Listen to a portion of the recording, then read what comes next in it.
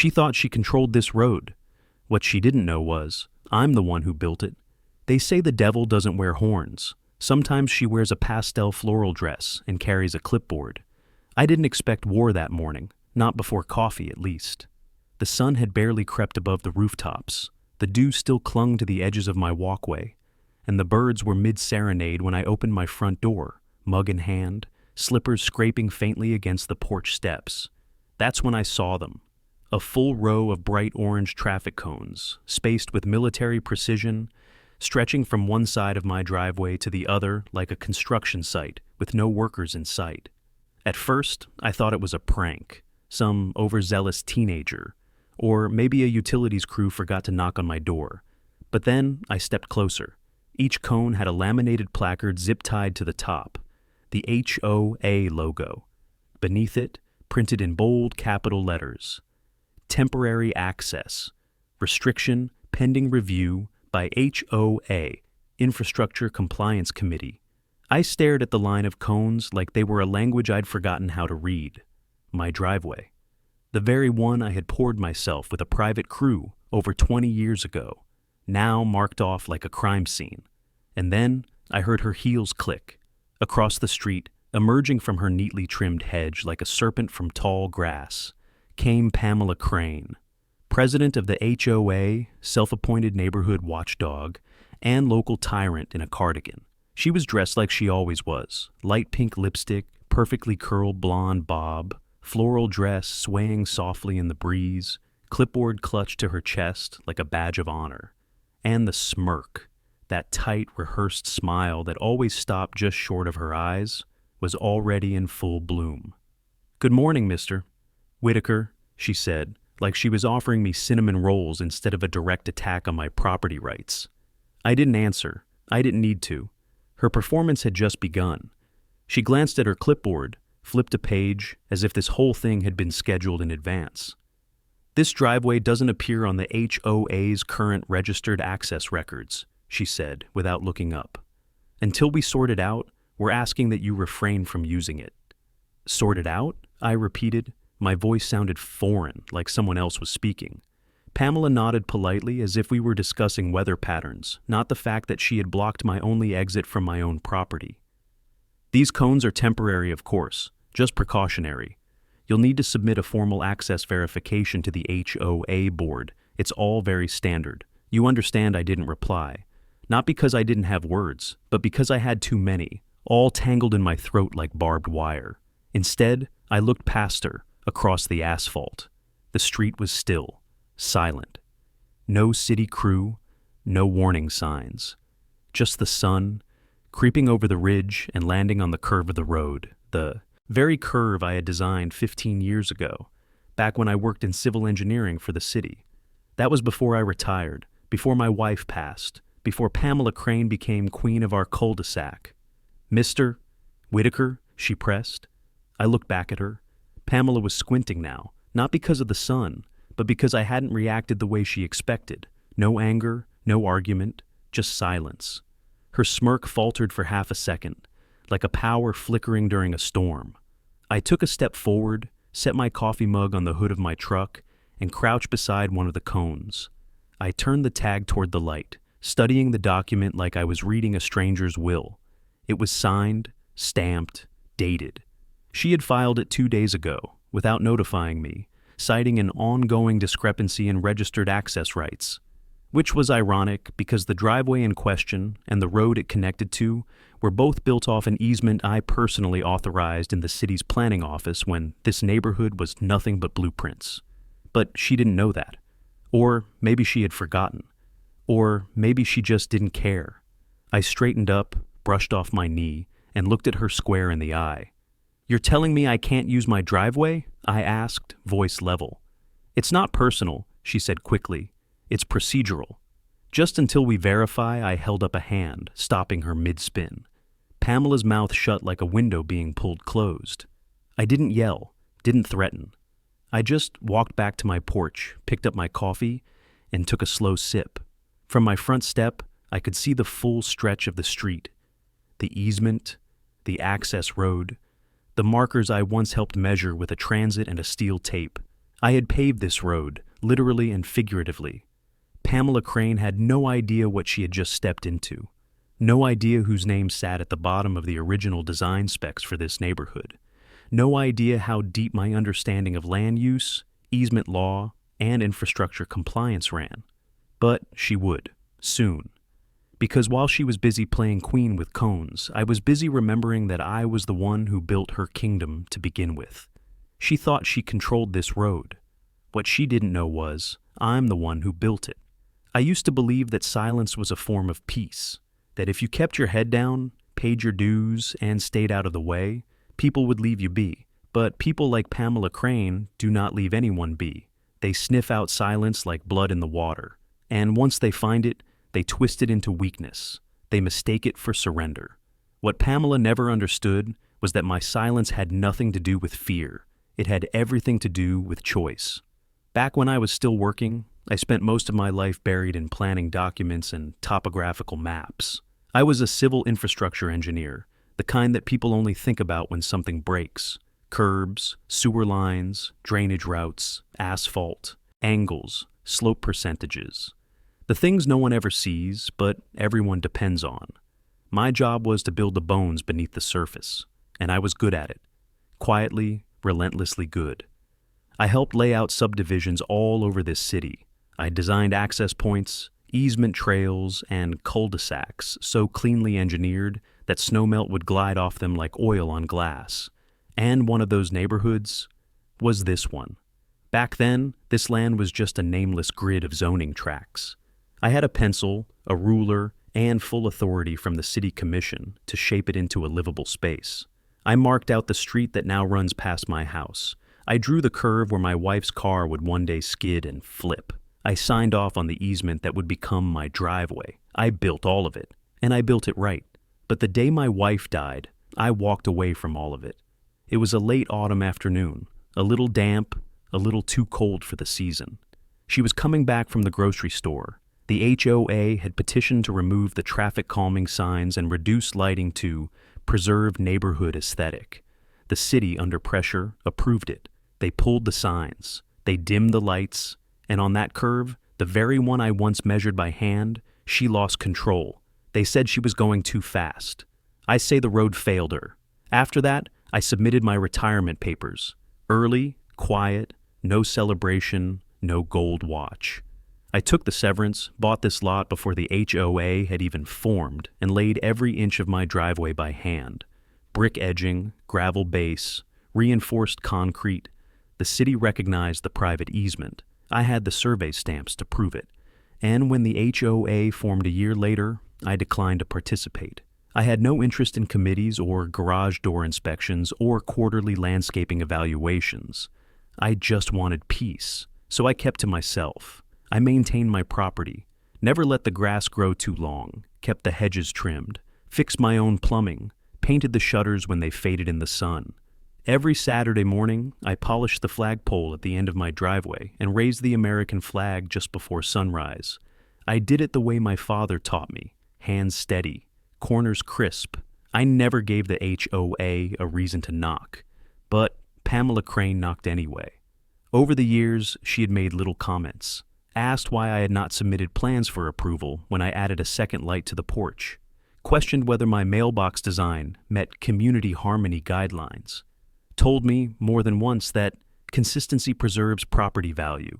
I always nodded politely, never engaged. I thought if I gave her nothing, she would eventually stop scratching at the door. She didn't stop. She just waited. And now, after years of watching from her living room window, she thought she finally had something to pin me on. The cones, the laminated signs, the restriction notice. This wasn't just about my driveway. This was about power. It was about drawing a line in the concrete and daring me to cross it. And the truth is, I almost let her. I had grown tired, not physically, but emotionally. Some days I barely spoke to anyone. The silence of retirement had grown so thick, it muffled even the voice inside my own head. When you spend enough time alone, you begin to shrink. You begin to doubt whether what you built ever mattered. But that morning, standing in front of those cones, something cracked. It wasn't rage, not even anger. It was memory. Memory of the man I used to be before the quiet. The man who walked city halls with rolled-up blueprints and a vision. The man who signed off on roads that people now drive without knowing who made them possible. That man had not disappeared. He had just been buried under grief. And now he was beginning to stir. I sat down that afternoon and went through my old file cabinet in the garage. Behind an envelope full of yellowed receipts, I found a dusty leather binder with a faded post-it on the front. It read, in my late wife's handwriting, "Keep this one.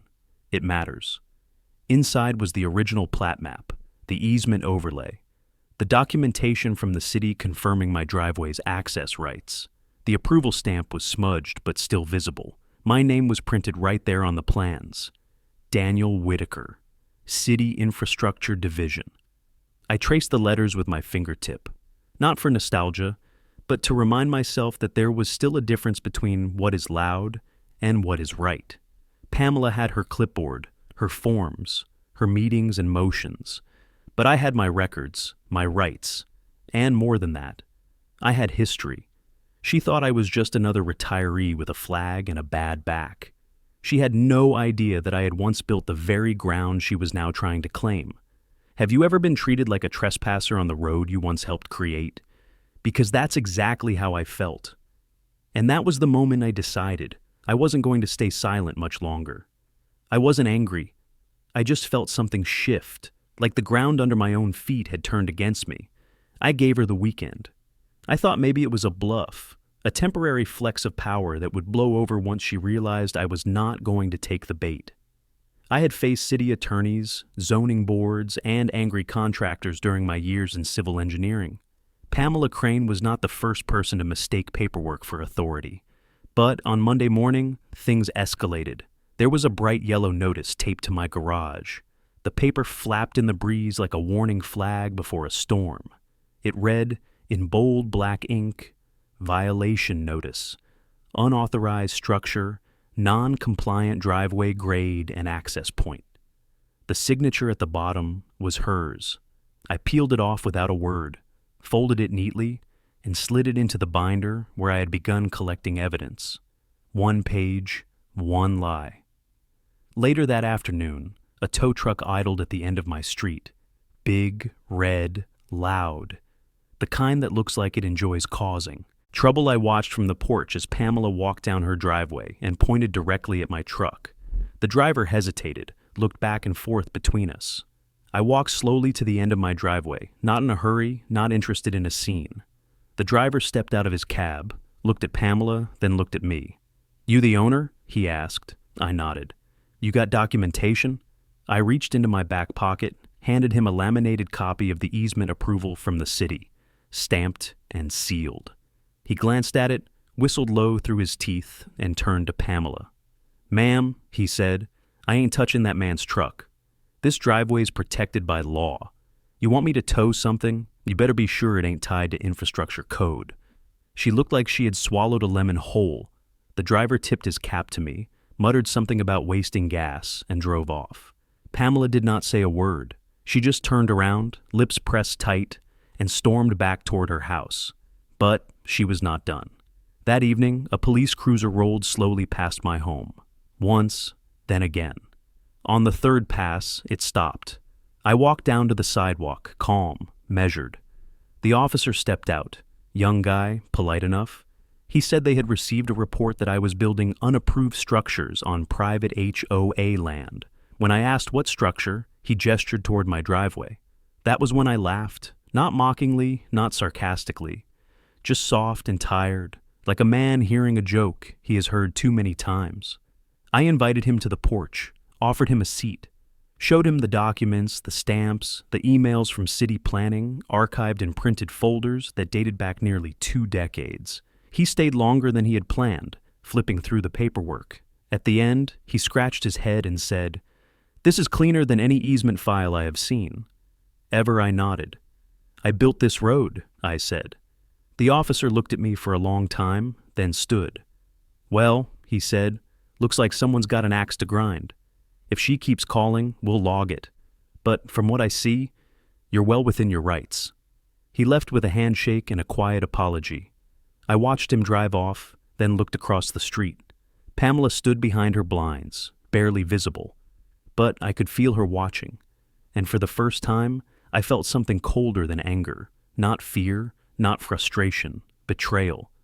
This street was not just concrete and curbs to me. It was memory. My wife and I had walked this block every evening before dinner. I had taught my godson to ride his bike on this pavement. I had laid the bricks of my driveway with my own hands and watched the sun rise over it every morning since. And now, it was being treated like contraband, like something stolen, like something she could erase with enough forms and signatures. I stood there, staring at the cones still lined along the edges of my drive, some of them tipped over by the wind. I walked over, and one by one, I picked them up, not in defiance, not in rebellion, but in ceremony. Each cone I set aside gently, like I was clearing a path at a gravesite, one after another, until the driveway stood clear again. Neighbors watched, I saw blinds twitch, I saw a curtain shift. No one stepped outside, no one offered help, but they were watching, they always were. The next morning, Pamela escalated again. She filed a formal HOA complaint, accusing me of destabilizing community uniformity. The phrasing was absurd. I had not changed a single thing on my property since the day I moved in. But that was the game now. Twist the language, bend the rule book, confuse the process so much that truth becomes paperwork and paperwork becomes punishment. But I was done playing by her script. I did not scream. I did not curse her name. I simply opened my leather binder, flipped past the violation notices, past the survey maps and building permits, and pulled out a photo. It was my wife, standing on the finished driveway, hands on her hips, grinning like she had just conquered something. Behind her was the road, clean, new, gleaming in the afternoon sun. That road, that driveway, this entire stretch of block. It had meant something to me long before Pamela Crane ever put on a name tag that said President. I pressed the photo flat on the table and stared at it for a while, not out of grief, but as a reminder of what I was fighting for. Pamela thought this was about concrete. She was wrong. It was about memory, about principle, about not letting someone rewrite the past with a clipboard and a forced smile. The wind picked up again that night. A few more cones fell over. This time, I left them. I sat on the porch in the dark and waited, because something inside me had changed. The man she thought she was pushing around. That man was gone. What remained was a builder, and builders do not break when pushed. They build back. I'd once trusted the HOA to take care of this street. I never thought I'd need to take it back. I did not retaliate, not right away. People like Pamela Crane expect resistance. They want it. They feed off it. A loud voice gives them a louder reason. So, I gave her none. No outbursts, no threats, no letters typed in all capital letters with too many exclamation marks. Just silence. But silence is not the same as surrender. Every morning, I made a habit of walking my property line. I took photos of the cones when they reappeared. I logged the times that patrol cars circled the block. I clipped every HOA newsletter that arrived in my mailbox, every passive-aggressive bulletin posted at the community board. It became a quiet kind of ritual, not defensive, just deliberate. Pamela sent a second violation notice, this time for visual disharmony, citing the color of my fence stain. I had not changed the stain in over 10 years. I added that notice to the binder, too. Each page I filed felt like a brick being laid. Not for a wall, not for a fortress, for a foundation. Because I knew what was coming, and I knew that if I was going to stand on anything, it needed to be solid. That weekend, I pulled out a folding chair and sat on the edge of my driveway with a cup of black coffee and a yellow notepad. I sat there for hours, watching, listening. Neighbors walked by. Some offered polite nods. Others avoided eye contact. I did not blame them. People like Pamela don't need to be liked. They just need to be obeyed. And when someone disobeys, everyone else watches carefully to see what happens next. The cones were gone that day. Maybe Pamela was letting them rest. Or maybe she was waiting for the next move to come from me. But I was not going to give her that satisfaction. Not yet. That afternoon, I unlocked the cabinet in my garage that I had not touched in years. It was an old file cabinet, steel gray, heavy as a tombstone. I had kept it locked not because I was hiding anything, but because part of me believed I would never need what was inside again. But when I slid open that top drawer, the smell of old paper and ink rushed out like memory. Inside were blueprints, permits, and letters with city seals stamped in red wax. Each folder had a label printed in my handwriting, steady block letters from a time when I thought everything needed to be perfectly aligned. Halfway through the drawer, rolled tight and secured with a rubber band that had long since turned to dust, I found it, the original survey map. It took a moment to unroll without tearing, but when I flattened it across the workbench, there it was. Parcel 18, A, my property, my easement. The same access point that Pamela was now calling unauthorized. Right there in black ink was the outline of the road, the placement of the driveway, the slope percentage, and the utility clearances. And in the corner, approval seals from the city, signed, dated, stamped with my own name, Daniel Whitaker, Planning Commission. I traced it with my finger. This was not a copy. It was the original. Back then, we printed on linen-backed sheets, the kind that lasted longer than the buildings we designed. This one had survived weather, mold, and time itself. And now, it had survived Pamela Crane. I flipped through the rest of the cabinet. There were emails printed on dot matrix paper, memos from the civil engineering department confirming that my parcel had been granted personal easement rights due to topographical limitations. It was all there. I even found a letter from the deputy commissioner thanking me for pushing the approval through when no one else wanted to deal with the paperwork. I placed the documents into a fresh binder, sheet by sheet. My hands moved slow, careful, like I was restoring something sacred.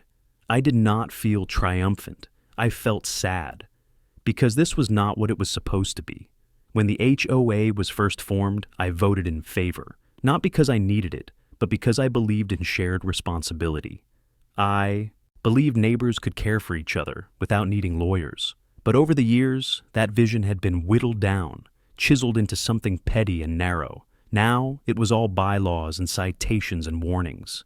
The kind of system where power lives in whoever prints the most paper. And I had left it all alone, thinking I could live on the edge of it, quietly, without becoming part of the machine. But silence is a vacuum, and people like Pamela fill vacuums. That night, I sat on my back porch with the binder resting on my lap. I thought about my wife, about the days when we walked this street together, waving at neighbors, planting garden beds. She loved the curve of the driveway, said it made the house feel like it was cradled, not cornered. When she died, I stopped walking that curve. But now, I was ready to walk it again. Not for nostalgia, not for revenge, but because some things are worth protecting. I looked out at the edge of the property, where the first cone had once stood. I did not need to shout. I did not need to storm into meetings or pound on podiums. All I needed was time. Time to collect, time to plan, time to remember who I used to be. Pamela thought the quiet meant I had surrendered, but I was not silent because I was afraid. I was silent because I was building, and soon she would find out exactly what. She never expected anyone to check her power. She certainly didn't expect it from me. There comes a point when silence stops being a strategy and starts becoming complicity. I had waited long enough. Pamela Crane had pushed every inch she thought she could take, and now she was circling back to claim what was never hers to begin with. So that Monday morning, I got dressed like I used to before public hearings. Buttoned shirt, clean slacks, leather shoes that had not seen sunlight in months. No tie. I was not there to impress anyone. I drove to City Hall. The front office had changed since I retired. New paint, new staff. But when I stepped through the doors, the smell of printer toner and over-polished tile brought it all back. I asked to speak to the records division. The clerk was young, early 20s maybe. He greeted me politely, then glanced at the stack of documents I held in my hands. "You a lawyer?" he asked. I shook my head. "Just someone who remembers how the law is supposed to work." He led me to a desk. I sat down and slid over the binder I had rebuilt. Original surveys, stamped approvals, the easement grant letter, and the certified parcel map, showing that the access point to my driveway had been approved before the HOA even existed. "I want to file a formal complaint," I said, "against my HOA." The clerk raised his eyebrows, but didn't ask why. He flipped through the pages carefully. I could tell by his pace that he was surprised, not just by the volume of paperwork, but by how complete it was. Most people come in with half a story and a photo from their phone. I came in with 20 years of city-approved infrastructure. He made a few notes, then excused himself to speak with his supervisor. 15 minutes later, he came back with a stamped copy of the complaint, now officially logged with the Municipal Code Enforcement Division. I left with a copy in hand, and I made sure to walk out slowly, not with arrogance, but with certainty. The next day I hired a surveyor, an old colleague of mine. We had worked together on drainage plans back when the city still used blue line printers. He walked the property with me, measured every angle, compared the coordinates against the original plat map, took photos, logged coordinates, used one of those new laser sighting rigs that does the job in half the time. By the end of the day, I had a full digital report, one that confirmed my driveway sat entirely within the boundaries of Parcel 18A, and that the easement connecting it to the street was not only valid but still recorded as active in the county records. I printed 3 copies, one for myself, one for the city, and one for Pamela Crane. That 3rd copy I sent by certified mail, along with a signed cover letter that stated in plain language the following: I am exercising my legal easement rights as granted by the City of Oak Ridge under Infrastructure File, reference WHTK214. Any attempt to block, obstruct, or restrict access to said easement will be considered a violation of municipal code and will be escalated to the city's legal department. I signed it, not with any title, not with any threat, just my name, Daniel Whitaker. 2 days later, she received it. I knew because I saw her reaction. That morning, I was trimming the hedges when she stepped out onto her porch with the envelope in her hand. Usually, she held herself like a museum curator, shoulders high, chin tilted, lips drawn in that slight smile that said she already knew more than you did. But not that day. That day, her hand lingered on the railing longer than usual. She stared at the envelope as if it might explode. For the first time in all these years, I saw it. Not fear, but uncertainty. She had been playing with paper. Now she had been handed stone. That evening, she called an emergency board meeting. I was not invited, of course, but the neighborhood app lit up like fireworks. Several residents messaged the group chat asking what was going on. One of them posted a photo from the clubhouse parking lot. There were only 4 cars. That meant the turnout was low, and that meant Pamela was losing control. I heard later from a neighbor, a kind woman named Sylvia, who never quite liked Pamela's tone, that the meeting had not gone well.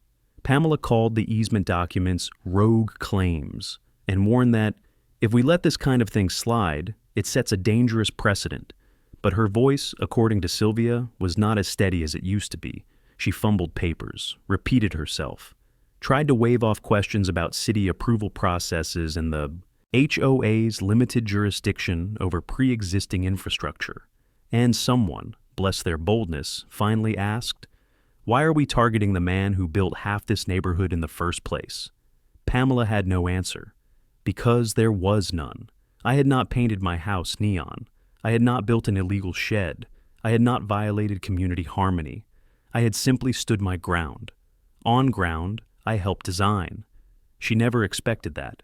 She never expected someone to challenge her authority, let alone with city-stamped documents older than her term on the board. She never expected me. Pamela thought she was playing chess, but I was not on her board. I had built the board, and now I had made my first move. Not a loud one, not a reckless one, but one she could not ignore, and there would be more to come. I wasn't tearing her down. I was just holding up the truth and letting it speak for itself. By now, I knew this was no longer about me. It had started with a driveway, a line of cones, a clipboard, but it had grown into something else entirely, something far bigger than just an easement dispute. This was about how power behaves when no one questions it. And I was done staying quiet. I wanted Pamela Crane to understand that authority without accountability is not authority. It is tyranny dressed in khaki slacks and HOA bylaws. But I was not going to beat her with noise. I was going to beat her with precision. So I took a different route. That Saturday, I printed a flyer, just plain text, no bold letters, no accusations. It simply read, "Open discussion, Community Planning and HOA Boundaries. Hosted by Daniel Whitaker, Driveway at Parcel. 18. This Sunday, just after lunch, bring your questions, bring your concerns. I taped one to the bulletin board near the mailboxes, slid a few into neighbors' newspaper boxes.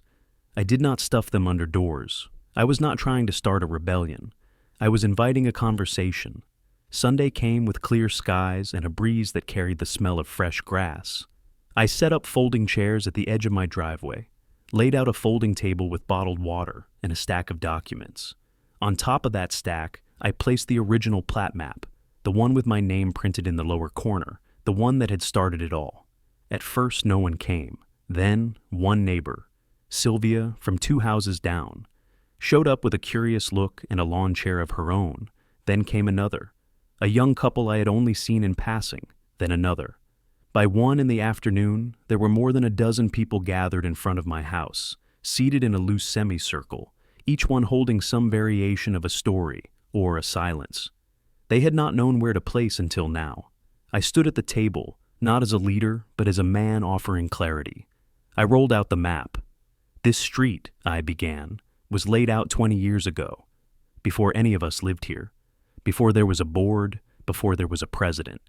It was built with city funds, approved by the Planning Commission, and inspected by people I trained myself. I pointed to the curve of the road and the outline of my property.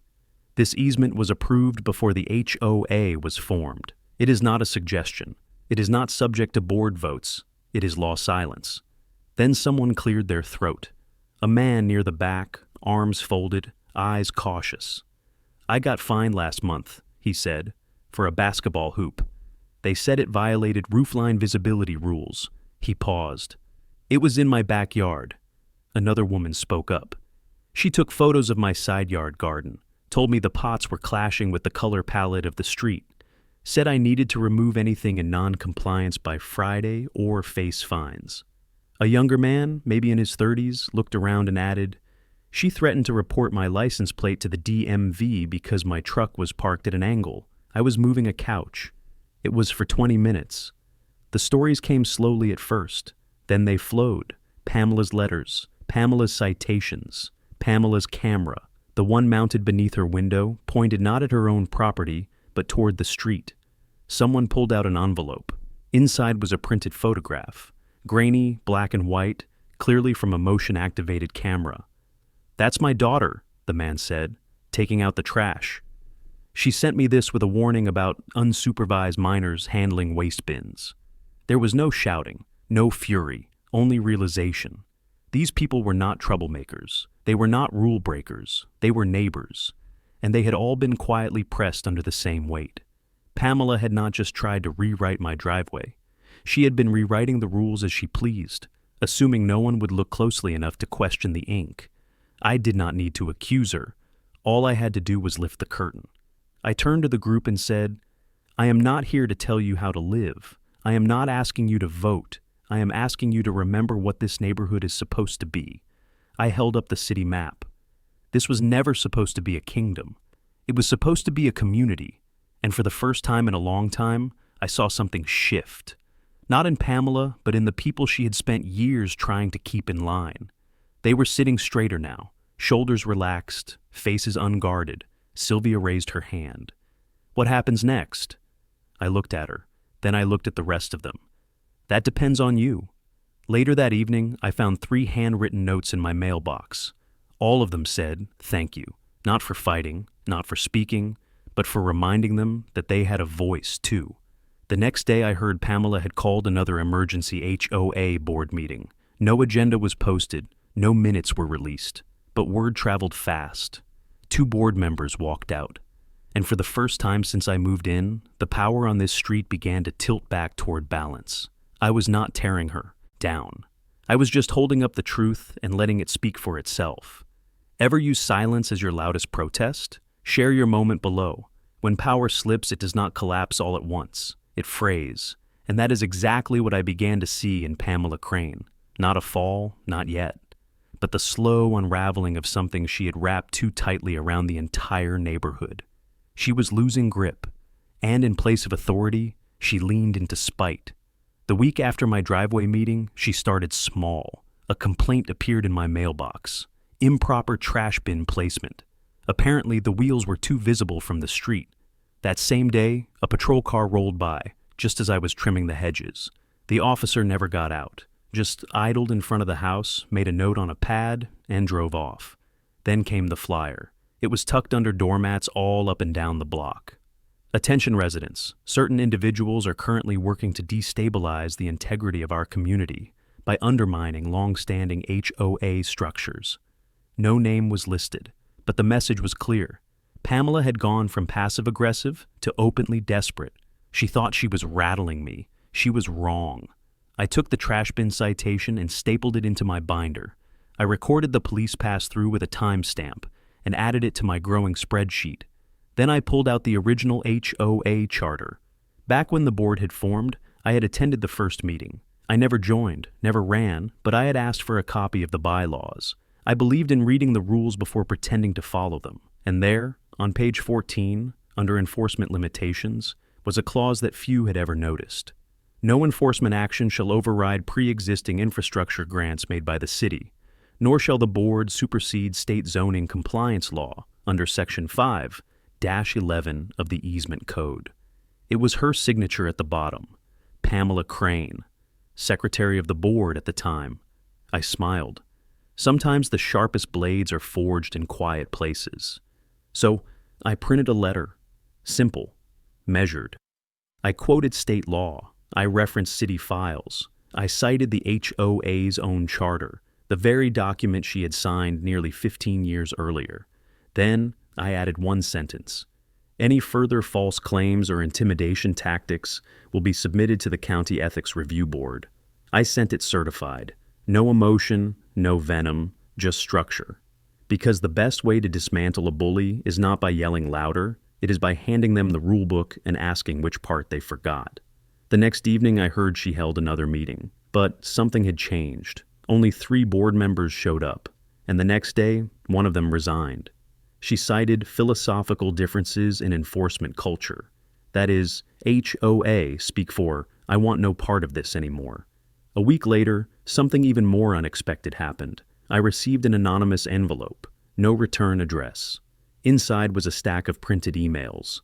Internal, board correspondence, conversations between Pamela and the remaining board members. In them, she referred to me as the problem property, said she was working to make the easement untenable, even suggested putting up temporary fencing along the road, shoulder to increase community compliance pressure. It was not just petty, it was targeted, and now it was documented. I added the emails to my file, but I did not blast them across the neighborhood. I did not print flyers of my own. I did not storm into a meeting waving them in the air. I waited, because the strongest protest is not always a roar. Sometimes it is a pause that makes the whole room listen. Pamela kept pushing. She filed a noise complaint when I used my electric trimmer before 9 in the morning. Never mind that the landscaping crew she hired started blowing leaves at 7:30. She walked her dog past my house 3 times a day. Not on the sidewalk, not casually. She paused, she stared.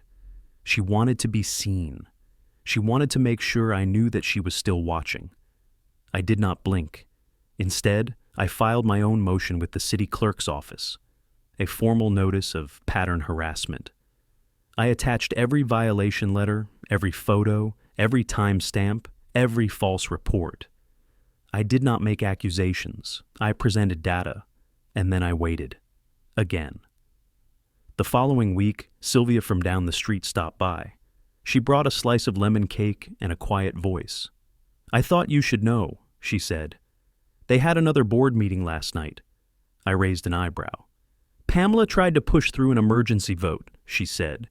"She wanted to implement a new clause. Something about restricting homeowner access to certain sections of roadways for safety concerns." I said nothing. Sylvia smiled. It didn't pass. The motion died on the floor. One of the members told her, "We're not here to rewrite the law for personal vendettas." I thanked her for the cake. She left with a pat on my shoulder and the kind of look that said, "You're not alone anymore." Later that night, I sat on my porch and watched Pamela's porch light flicker out. The neighborhood was quiet, still. But under that stillness, something was shifting. The cones were gone. The patrols had stopped. Even the flyers had vanished. I had not shouted. I had not threatened. I had simply stood still long enough for the truth to echo louder than the noise. Ever use silence as your loudest protest? Because I had. And it was working. Access to Parcel 18. A shall remain undisturbed, per original rights granted to Mr. Daniel Whitaker. There's a special kind of silence that settles over you when you think you're about to lose. It isn't loud or panicked. It's slow, heavy, like the air around you is learning to live without motion. That is the silence I felt when I opened the envelope and saw the name Pamela Crane printed above a law firm logo. She had filed an official lawsuit. The language was aggressive, clinical, and cold. Intentional obstruction of HOA authority. Disruption of community order. Attempted exemption from established covenant compliance. The word revocation appeared more than once. They were trying to strip my property of its access rights, to legally sever my driveway from the street I had built with my own hands. This wasn't about cones anymore. This was about erasure. I sat at my kitchen table with the lawsuit in front of me, the room dim and the coffee long cold. The binder I had once filled with evidence now felt too thin, too fragile, too full of logic in a battle no longer ruled by it. The city clerk offered sympathy, but not certainty. Some of the old documents had not been digitized. Some signatures had faded. Some parcel numbers had changed with the county's zoning updates. What was once ironclad now had rust along the edges. I hired an attorney. She was young, sharp, and honest. After reviewing everything, she looked up and said what I already feared. "They're playing a long game," she said. "Drag this out, wear you down, make it too expensive to fight." She was not wrong. Legal fees mounted, court dates were delayed, and the weight of it all began to settle into my bones.